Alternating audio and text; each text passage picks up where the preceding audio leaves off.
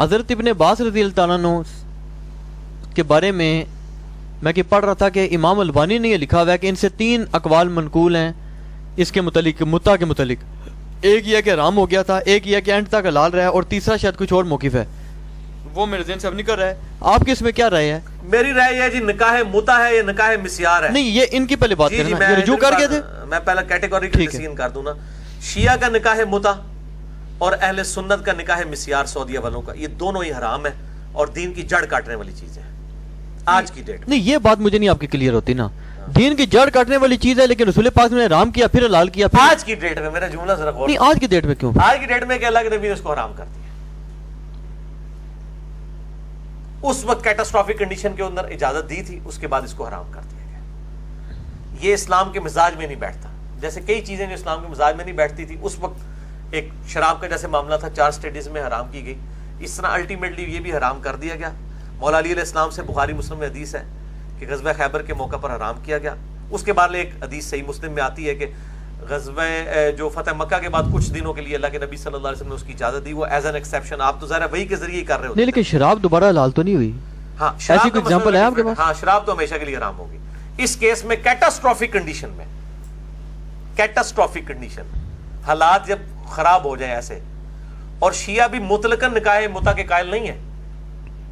وہ بھی صرف آپ شیعت کا مقدمہ پڑھیں مینا الحسینی صاحب کا، کیٹاسٹرافک کنڈیشن میں. اور داعش بھی قائل ہے نکاح متع کی.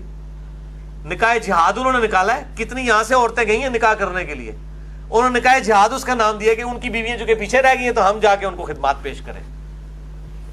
پتہ ہے آپ کو؟ نہیں، عارضی ہے ویسے. ظاہر ہے عارضی ہے نا، نکاح جہاد نام دیا ہے. جب تک جہاد ہے اس وقت تک تو یہ کام تو چل رہے ہیں ساری. ہم تو غلط ہے. ہم کہتے ہیں جی نوجوانوں کے گروہ استطاعت ہے تو شادی کرو، ورنہ روزے رکھ کے شہوت کو ٹھنڈا کرو. بخاری مسلم کی حدیث ہے. ہم تو قطعاً اس کے قائل نہیں ہیں. ابھی آپ نے نکاح مسیار جو ہے ٹرم، یہ میرے خیال سے جو عام لوگ ہیں وہ تو شیعہ پہ کرٹیسائز کرتے ہیں متع کے حوالے سے. تو جو نکاح مسیار ہے اس کا تو جنرل پبلک کو عام طور پہ پتہ ہی نہیں ہے، تو اس کو تھوڑا ایکسپلین کر دیں تاکہ نکاح مسیار کا جنرل پبلک کو پتہ ہے. کیونکہ جس جنرل پبلک کے علماء نے یہ فتوے دیے ہیں نا، وہ ان کے تنخواہ دار اور ریالدار لوگ جو ہے نا اس کے حق میں باقاعدہ لیکچرز ریکارڈ کرا کے چڑھوا رہے ہیں. آپ نیٹ کے اوپر جا کے لکھیں، ان کے تنخواہ داروں کی شکلیں آپ کے سامنے آ جائیں گی نکاح مسیار کی. اب میں نے جو کہ سخت لفظ استعمال کیے اس لیے میں نام نہیں لیتا، تو وہ تنخواہ دار آپ کے سامنے آ جائیں گے جنہوں نے نکاح مسیار کے باقاعدہ فضائل سنائے ہوئے ہیں. ٹھیک ہے نا جی. تو ہے نکاح مسیار بھی موجود ہے. وہ بھی پری پلانڈ نکاح ہے، اور اس میں بیوی کو بھی اجازت دی جاتی ہے کہ وہ یعنی اپنے خامند کو بھی طلاق، اور بیوی خود بخود اپنے اس حق سے دستبردار ہو جاتی ہے.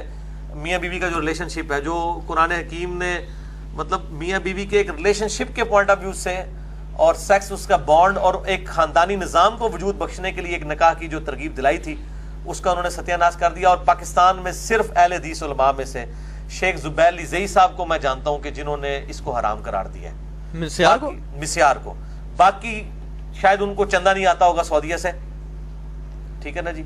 اور اگر آتا بھی ہو میں ان کو ایک حاگو انسان سمجھتا ہوں، مطلب کہ وہ ایک حاگو انسان تھے.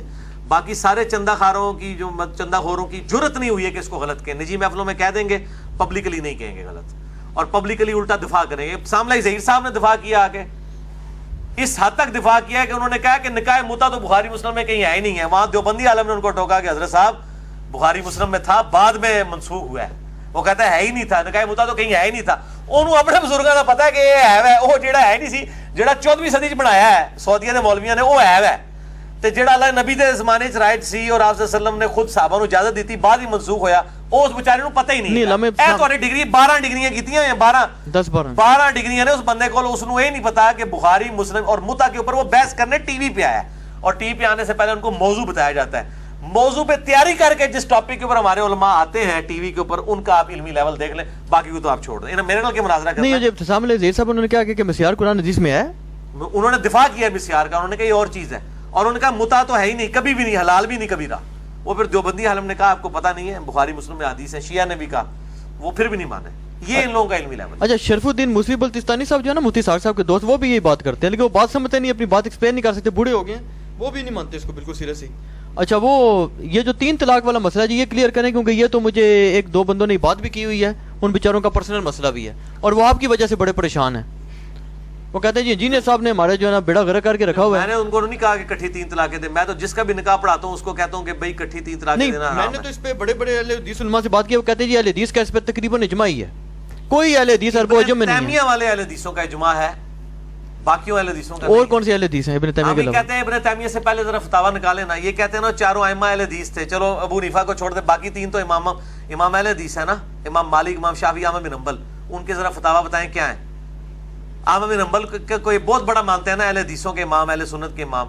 ان کے مسائل ابی داؤد کے اندر فتاوا موجود ہیں کہ یہ جو کٹھی 3 طلاق ایک تصور کی جائیں گی, یہ مدخولہ کے لیے نہیں ہے, غیر مدخولہ کے لیے. یہ ان کے فتاوا موجود ہیں, چاروں امام متفق ہیں.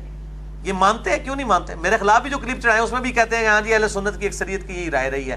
ایک کوئی جماعت تھی, وہ پتہ نہیں کیڑی وہ مجہول جماعت ہے, وہ جی تاوی نے لکھا ہے, اور ایک کوئی جماعت تھی, وہ کیڑی جماعت ہے, کڈو باہر کدا موقف رہا ہے.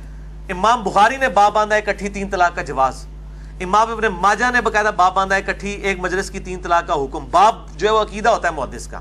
ہم تو بتاتے ہیں کتب ستہ کے 6 اماموں میں بتائیں کس کا یہ عقیدہ ہے کہ ایک وقت میں دی گئی 3 جو ہے وہ ایک شمار ہوگی, ایک شمار. ہاں, اور یہ 3 ہی شمار ہوگی. نہیں, وہ کہتے ہیں جی پھر یہ جو اگر یہ مسئلہ ایسے ہے تو رسول پاک صلی اللہ علیہ وسلم کے دور میں, حضرت بکر کے دور میں جو آتا ہے کہ جی ایک سیڈر ہوتی ہے, وہ کیا چیز ہے؟ مسئلہ نمبر 15 میں بتا دیا کہ وہ غیر مدخولہ. جی وہ غیر مدخولہ. نہیں, وہ کہتے ہیں کوئی ایسی بات نہیں. میں نے بڑے بڑے نسائی نے باب باندھا ہے کہ یہ غیر مدخولہ کے لیے, ان کو پتہ ہے سب کچھ.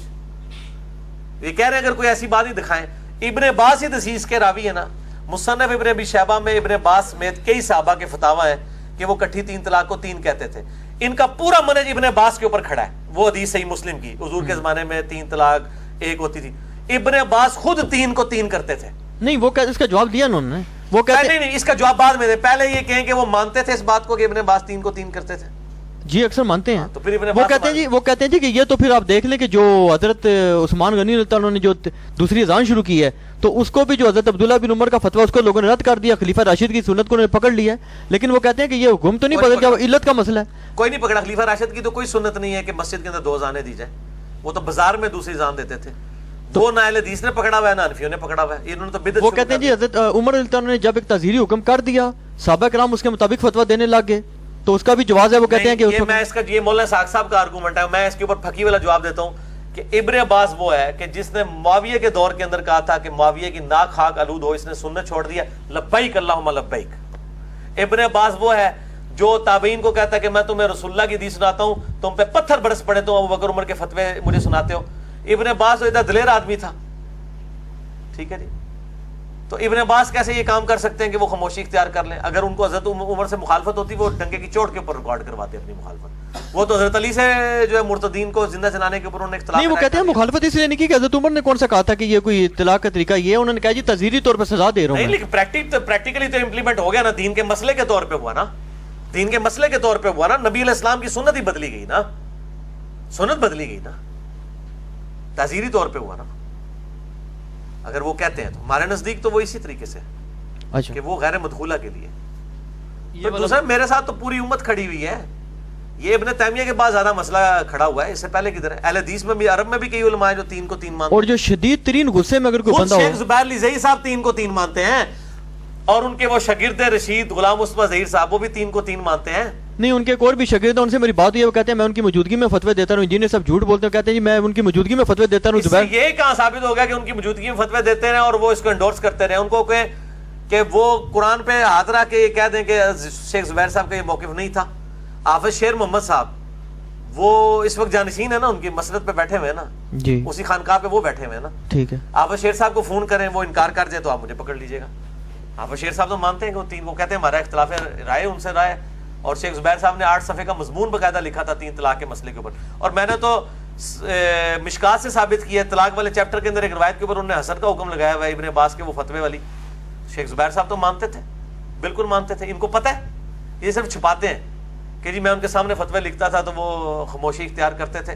وہ تو مجھے شیخ زبیر صاحب نے خود کہا تھا جی میرے سامنے ایک بندہ آیا 3 طلاقیں دے بیٹھا, بڑے مولویوں سے پوچھا, میرے پاس آیا, کہتا جی میں تہاڈا مسئلہ, میں کہ میرے نزدیک تو ہوگی, انہیں رونا شروع کرتا. کہتے اس دن تو بعد میں مسئلہ کسی کو دسے نہیں, میں اپنے شاگرداں کو ہی بھیجنا ہوا. وہ اس طرح شاگرداں کو لاندے سن, وہ ڈیپ ڈیک کرے تو یہ پیچھے بات نہیں. یہ تو آپ نے زبیر صاحب پہ بہت بڑا الزام لگا دیا. کیا یہ الزام کیا ہے؟ میرے ساتھ خود انہوں نے بات کی ہے. نہیں, اگر مثال کے طور پہ آپ, میں قائل نہیں ہوں, میرے پاس کوئی آ جائے تو میں اپنے شاگردوں کے پاس بھیجتا ہوں.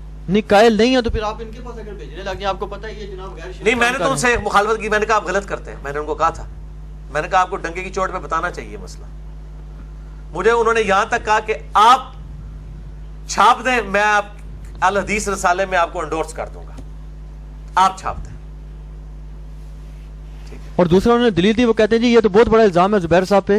زبیر صاحب نے تو چوتھے دن قربانی والے مسئلے میں اہل حدیث کا آلموسٹ پورے پاکستان کا اجماع ہے, سرکار انہوں نے مخالفت کر دی. قربانی نال کوئی کسی دی زنانی سی نہ کھسنی.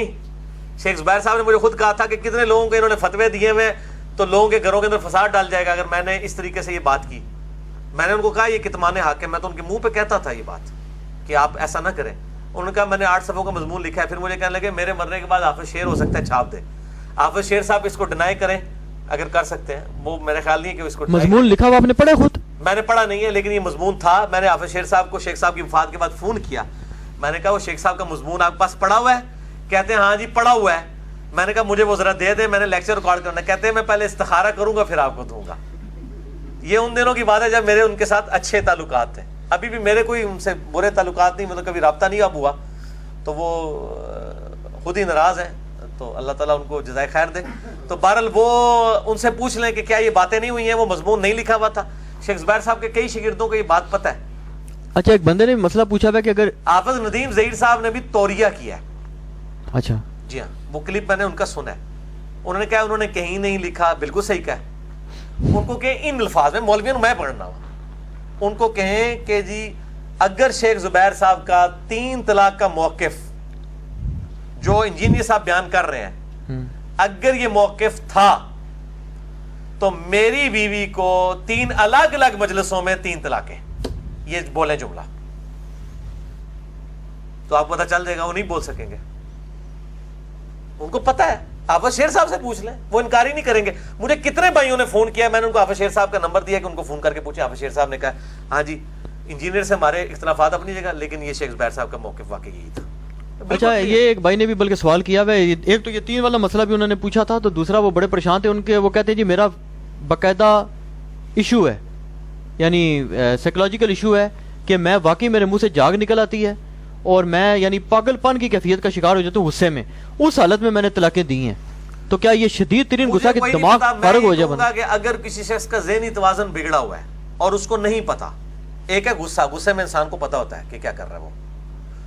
ذہنی توازن اس طرح بگڑنا ہوتا ہے کہ ماں بہن کی تمیز ختم ہو جائے, تو پھر ٹھیک ہے اس کو آپ بینیفٹ دے سکتے ہیں کہ وہ نشے کی حالت میں اس کا کوئی طلاق والا معاملہ نہیں. نشے میں نہیں ہوتی ظاہر ہے نشے کی اگر کوئی حالت میں ہے, کسی کو بندے کو اپنی ہوش ہی نہیں ہے, اس کو تو یہ پتہ ہی نہیں میں نے کیا کہا ہے, تو طلاق ظاہر ہے اس طرح تو نہیں ہوگی. غصے کی حالت میں ہو جائے گی, وہ ابو داؤد کی روایت ضعیف ہے کہ غصے میں طلاق نہیں ہوگی. اچھا مفتی اسحاق صاحب ایک بات کیا کرتے تھے, وہ کہتے تھے جی میرا اگر میں تھوڑی شاید کوئی الفاظ آگے پیچھے نہ کر رہا ہوں تو اللہ معاف کرے, وہ کہتے تھے جی کہ مطلب میرا اگر بس چلے نا تو ڈنڈے کے زور پہ شیعہ کا قانون وراثت اور شیعہ کا قانون طلاق نافذ کر دو, یہ کیا چیز ہے؟ ٹھیک ہے ان نہیں اس پہ آپ کی کیا اسٹڈی ہے کہ یہ, وہ کہتے تھے جی یہ جو اپنا قرآن سے ٹکراتا ہے اہل سنت کا موقف دونوں مسئلوں میں. ایک ہے آپ کی جذبات والی بات, ایک ہے علمی بات. علمی بات بتائیں کیا ہے؟ تو جذبات والی بات میں تو میں مولانا اسحاق صاحب کے ساتھ ہوں کہ میرے بھی جذبات کہتے ہیں کہ ایسا یہ ہو جاتا. علمی بات میں ان کے ساتھ نہیں ہوں. کیسے؟ علمی دلائل کے اندر میں نہیں سمجھتا ہوں کہ وہ مطلب ان کا موقف 100% ٹھیک ہے. جذباتی طور پہ ٹھیک ہے کہ وہ شیعہ کے اندر موقف ہے کہ آپ طلاق میں بھی گواہ کریں گے, جیسے نکاح کے لیے گواہ کریں گے نا طلاق کے لیے بھی گواہ کریں گے, تو بڑا اچھا لگتا ہے یہ کہ یار تسلی سے بیٹھے ہیں, وہ سوچ سمجھ کے بات کرے. لیکن الموطا امام مالک آپ ذرا کھول کے دیکھ لیں, روح عرض پہ پہلی حدیث کی کتاب ہے جس کو شیعہ بھی ڈینائی نہیں کر سکتے, اس میں صحابہ کے فتوے موجود ہیں کہ ان سے جب 3 طلاق کا مسئلہ پوچھا جاتا تھا وہ کہتے تھے کٹھی 3 طلاق بتا اسٹیبلش ہو جاتی ہے. باقی اگر وہ ذاتی قانون وراثت میں کئی ایک چیزیں ہیں جو اہل سنت کے ہاتھ ایمبیگوس پائی جاتی ہیں, اہل تشیع کے پاس اس کا سلوشن موجود ہے, تو وہ ٹھیک ہے اگر وہ کہتے ہیں کرنا چاہتے ہیں یہ, لیکن فروئی مسائل ہیں, اس کے اوپر کوئی مطلب اس طریقے سے جھگڑا. غامدی صاحب اس مسئلے میں جو ہے وہ بھی کہتے ہیں جی 3 جو نہیں ہوتی, ذاکر نائک صاحب بھی یہی کہتے ہیں. ذاکر نائک صاحب کچھ اور کہتے ہیں, غامدی صاحب کچھ اور کہتے ہیں, کچھ چیزیں ان کے آپس میں متفق ہیں. تو یہ بھی ایک دلیل ہوگی نا کہ میں غامدی صاحب کے ساتھ ایگری نہیں کرتا, اور تو من تھوڑا بینیفٹ دو نا, منو کہتے ہیں غامدیت پھیلا رہا ہے. کتنے مسئلوں میں میرا ان سے اختلاف ہے,